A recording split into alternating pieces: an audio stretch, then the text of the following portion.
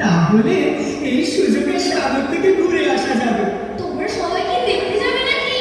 হ্যাঁ, আমরা দেখতে যাব। কি মজা, কি মজা! আমি সাগরে যাব। দেরি করো না কিন্তু, তাহলে কিন্তু নৌকা ছেড়ে দেবে। আমি যাই, ওই গ্রামে গিয়ে খবরটা দিয়ে আসি। সুখবর আছে, সুখবর! সুখবর আছে, সুখবর!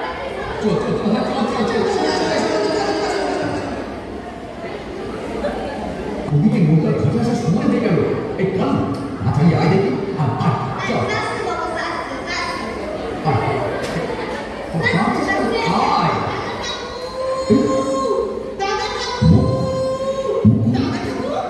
আমি শুনলাম তোমরা নাকি তীর্থস্থানে যাচ্ছ।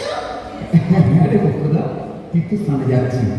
শোন না, দুটো নৌকা করে আমরা সাগরে যাচ্ছি রে। আমি বিধবা মেয়ে মানুষ, আমিও তোমাদের সঙ্গে যাবো দাদা ঠাকুর। না, এই ধরনের জায়গা নেই রে। তোমাদেরকে পায়ে পড়ি দাদা ঠাকুর, আমি কোনো মতে একবারই জায়গা করে নেব। আমায় নিয়ে চলো দাদা ঠাকুর। ওঠো।